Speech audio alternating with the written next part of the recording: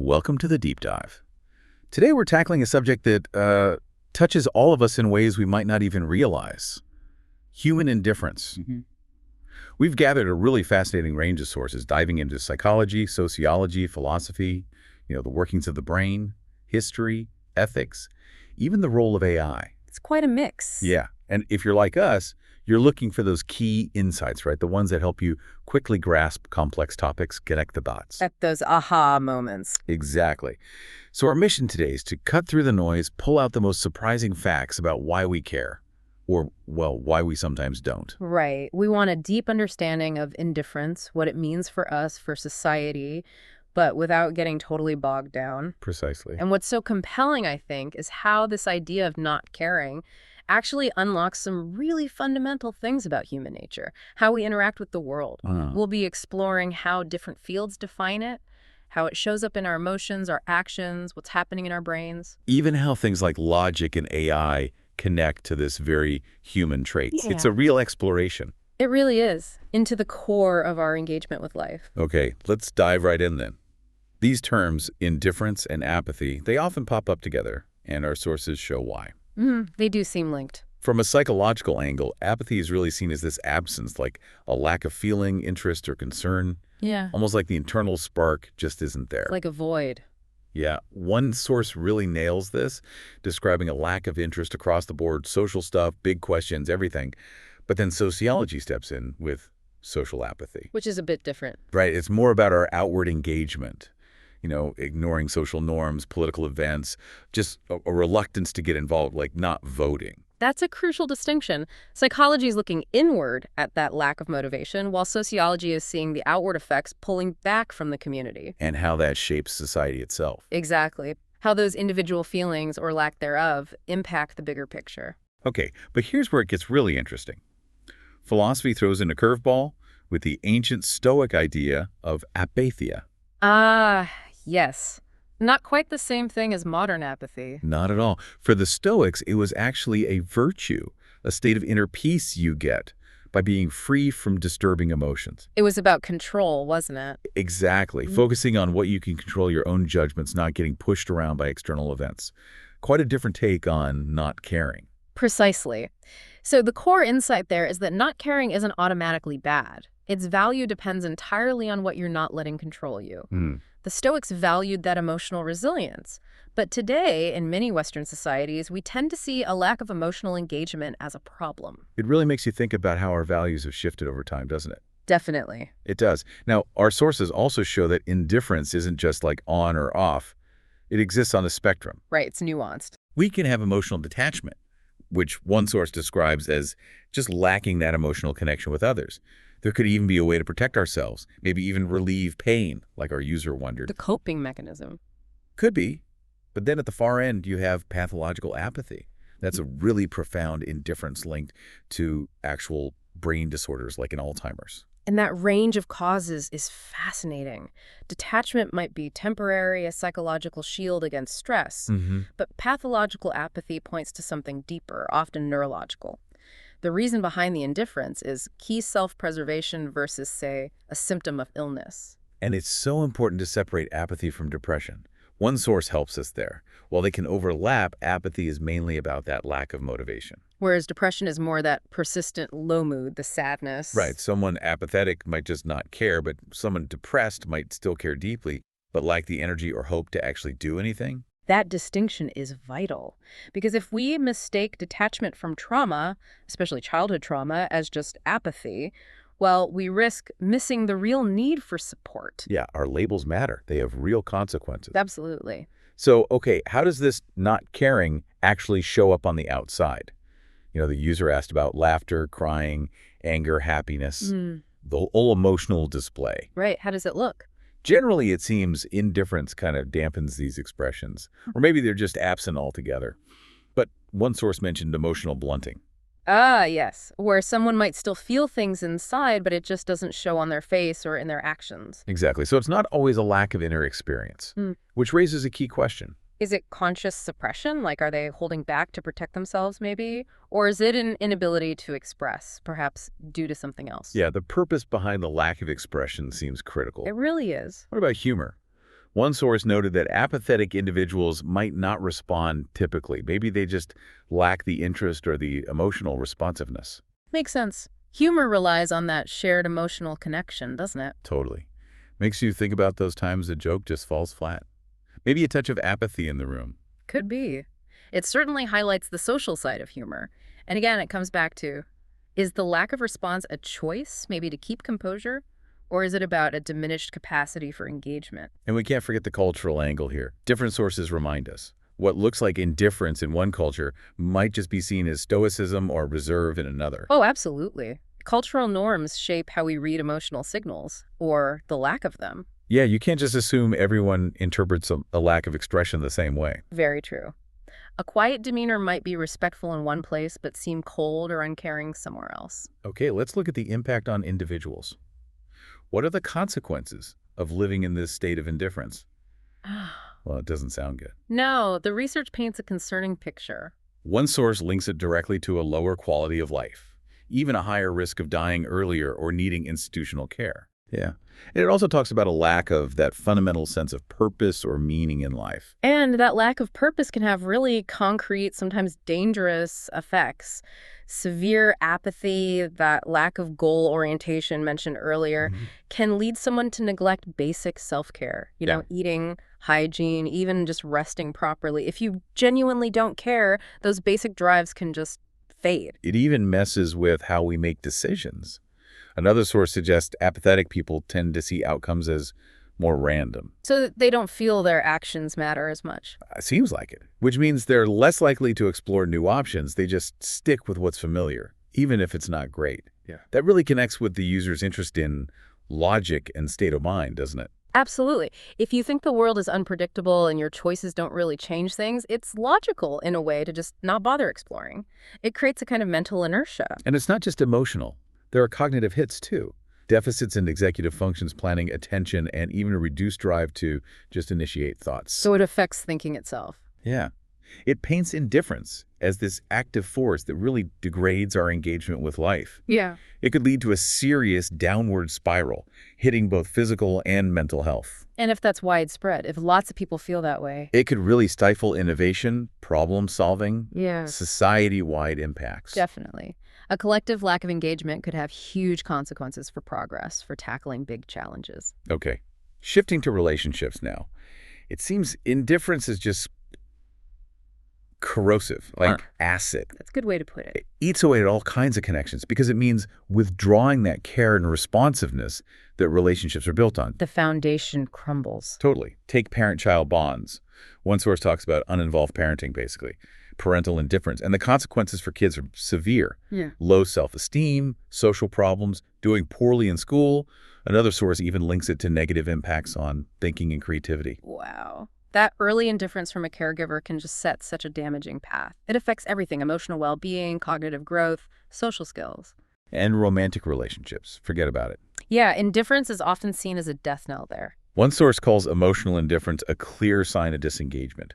Another emphasizes the deep emotional wounds and insecurity it causes a partner. It's like being invisible. Emotional responsiveness is just so fundamental in intimate partnerships. When that disappears into indifference, it makes the other person feel completely unvalued. It's incredibly painful. The workplace isn't safe either. Multiple sources detail how employee indifference tanks productivity, leads to shoddy work, creates a toxic atmosphere, makes people leave. It's a huge drain. And it can create a negative cycle, right? Indifferent employees make the workplace less engaging, which then breeds more indifference. Exactly. And it's not just close relationships. It hits broader social connections, too. Lack of empathy, eroding trust, leading to conflict. Even long-standing relationships aren't immune. It just undermines the basic needs of any relationship. Feeling seen, feeling valued, that mutual emotional back and forth. What's really tricky is that the reason someone might be indifferent in a relationship, maybe self-protection, maybe coping with being overwhelmed. Like trying to manage their own stress. Right. That reason often directly clashes with how damaging it feels to the other person. That disconnect is just brutal. It really is. Okay, let's zoom out now to society as a whole. Indifference here has some genuinely chilling implications. Yeah, this is where it gets quite serious on a larger scale. Think about the bystander effect. Yeah. Sources explain this. The more people around in an emergency, the less likely any one person is to help. It's that diffusion of responsibility. Everyone assumes someone else will step up. Right, and looking to others for cues. The Kitty Genovese case is mentioned as a stark example. It's just disturbing how our individual sense of responsibility can shrink in a crowd. It's a dangerous paradox, isn't it? How social context can override our basic instinct to help. Collective inaction with potentially tragic results. And then there's social apathy, that widespread disinterest in civic life, political life. Less voting, less community involvement. Exactly. One source really highlights how this weakens the whole foundation of society. Makes you think about that society statue idea from the user, how easily indifference can just chip away at its strength. And social apathy isn't just a momentary thing. It can have really long-term consequences for the health of a democracy, for collective problem solving. Even our justice systems feel it. Unwillingness to report crimes is mentioned, and indifference within the system itself leading to biases. Which can erode trust completely. Yeah. It connects to that user concern about cruel people killing. If society is indifferent to violence, it arguably creates an environment where it's more likely to happen and less likely to be dealt with. Absolutely. Indifference in the justice system can mean it fails to protect the very people it's supposed to, perpetuating inequality. And it seems indifference isn't some great equalizer either. Sources suggest this complex interplay with status, money, education, potentially making inequalities worse. Like a feedback loop. Right. Lack of education mentioned as both a possible cause and a consequence of indifference. It's a tough cycle to break. Indifference can lock people into disadvantage, and disadvantage can breed more indifference. It shows how deep this runs in societal structures. It's almost like societal indifference becomes its own thing, right? Yeah. Bigger than just individual feelings. Some sources even suggest it might be a kind of dysfunctional coping mechanism for society dealing with overwhelming complexity. That's an interesting idea, like a societal default mode when problems seem too huge or intractable, a way to manage the psychological weight of it all. So where did this all come from? Is indifference something we're born with? The sources suggest probably not usually anyway. It seems to develop more through interaction. Yeah, between us and our environment. Think about childhood. Adverse experiences like abuse or neglect can foster emotional detachment. Uninvolved parenting is mentioned again. Those early experiences are so formative. Right. Makes you think about attachment theory, that insecure avoidance style where a kid seems indifferent. Maybe it's a defense mechanism against feeling inadequate. That makes sense. If kids don't get consistent care, shutting down emotionally might feel like the safest option. That early detachment could definitely set the stage for indifference later. And our moral and emotional development matters too. Piaget, Kohlberg, their stages show how empathy grows if that process gets disrupted. Indifference could be a result. The ability to understand and respond to others' emotions is a key counterweight. Emotional intelligence is mentioned as being crucial. Definitely. Even adolescence, all those pressures, self-consciousness. Indifference can apparently be a defense against fear of failure. And maybe teenage egocentrism looks a bit like indifference sometimes. Yeah, it's a complex period. So it really sounds like indifference is often a learned response, shaped by early life, our environment. Real. Which, well, it offers some hope for early interventions, right? Positive parenting, trauma support. Absolutely. If it's often rooted in relational issues or tough experiences, then early support could make a real difference. Okay, let's get technical for a moment. What's happening in our brain? The neurobiology. This is fascinating. Sources talk about disruptions in brain circuits, the ones involved in motivation, reward, goal-directed behavior. Areas like the medial frontal cortex, the ventral striatum, the brain's motivation engine, essentially. Yeah. And one source even mentions hypometabolism, like reduced activity in these areas. If those areas aren't firing properly, it directly hits our drive to care and engage. It's crucial because it shows that indifference, especially pathological apathy, isn't just in the mind. It's linked to real changes in brain function. The reward system involvement is huge. That's what pushes us to engage with the world. It's important to distinguish this from anhedonia, right? That inability to feel pleasure. Yes, that's a key distinction. Apathy is more about the decreased drive, the emotional blunting. Anhedonia is specifically about lacking joy or pleasure. You could be apathetic but not sad, or anhedonic but still care about things, theoretically. That helps clarify things. And the sources remind us that pathological apathy in conditions like Alzheimer's, Parkinson's, schizophrenia, that's often a direct result of brain changes. It's not a choice. Which is so important for reducing stigma. Understanding the biological basis helps us see it as part of an illness, not a character flaw. Right. So Beyond the brain itself, what about the psychological drivers? It sounds like indifference is often a reaction to difficult circumstances, Very often, yes. A secondary response. like a coping mechanism, shielding us from trauma, stress, emotions that feel unbearable, maybe even to relieve pain, like the user suggested. Managing cognitive overload is mentioned too. Exactly. It can be protective. When we're overwhelmed, emotionally or mentally, detaching or shutting down can feel like the only way through. Psychological, self-preservation. And fear of pain plays a part. Avoiding physical or emotional pain can apparently lead to indifference about what happens next, like prioritizing immediate comfort over longer-term stuff. Short-term relief versus long-term engagement. Then there's learned helplessness, feeling like our actions don't matter, so we become passive, apathetic, and burnout. That complete emotional exhaustion often leads to cynicism and apathy. These drivers really show that indifference isn't always a primary state. It's often a reaction to feeling overwhelmed, powerless, or traumatized. But there's also selective attention, right? Where we're functionally indifferent to distractions so we can focus. Unnecessary kind of indifference sometimes. And cognitive dissonance, maybe becoming indifferent to info that conflicts with our beliefs just to feel less mental discomfort. Right, reducing that inner conflict. It seems like such a fine line, though, between that adaptive selective indifference and the maladaptive general kind. Temporary coping can become chronic, as one source warned. That healthcare example, detached concern, turning into compassion fatigue, that really hits home. It does. What starts as necessary self-management can drift into generalized disengagement if we're not careful. Intent and context are everything. Now let's look at the wider culture. How do societal values and norms nudge us towards or away from indifference? Culture plays a huge role. Sources suggest our focus on the self in modern individualistic societies might weaken community ties. And just the sheer complexity of modern life can make people feel powerless, leading to indifference. Someone even called this the age of indifference. That emphasis on individualism, while having upsides, can sometimes mean less focus on collective responsibility. And feeling like a tiny part of a huge, complex system can definitely foster apathy, like, what difference can I make? One source talks about societal indifference as a plague, this feeling of widespread lack of care. And just like with individual emotions, cultural norms around displaying emotion really shape how we perceive indifference in others. Those display rules are key. What seems like polite reserve in one culture might read as cold indifference in another. We have to be mindful of that. And our belief systems matter too. Nihilism is mentioned: if nothing matters, why care? Nietzsche pops up again, saying science makes the world seem more indifferent. The disenchantment of the world.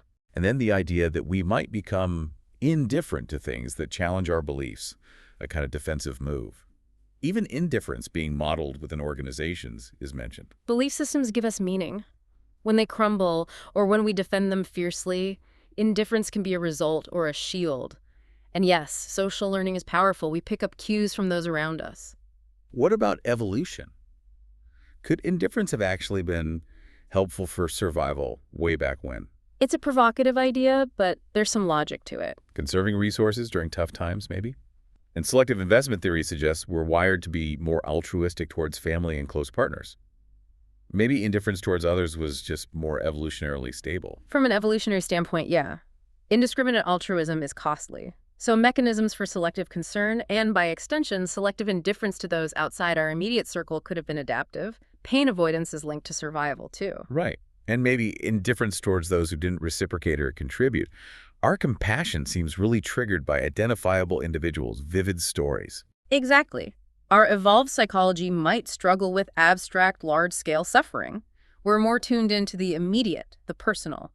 That mismatch with our modern globalized world could explain some widespread indifference. History certainly provides some chilling examples of where societal indifference can lead. Unfortunately, yes. Genocide, slavery, mass violence. The Holocaust is mentioned, bystander indifference playing a role. The Warsaw Ghetto. Dehumanization is highlighted as a key factor enabling this. Stark reminders that indifference isn't neutral. It often enables horrific harm. The Industrial Revolution, too widespread indifference to the suffering of the working class. Brutal conditions, child labor. Indifference to women's struggles specifically is noted. Similar patterns in the Civil Rights Movement. Governmental indifference to marginalized groups. History shows repeatedly that passivity allows injustice to flourish.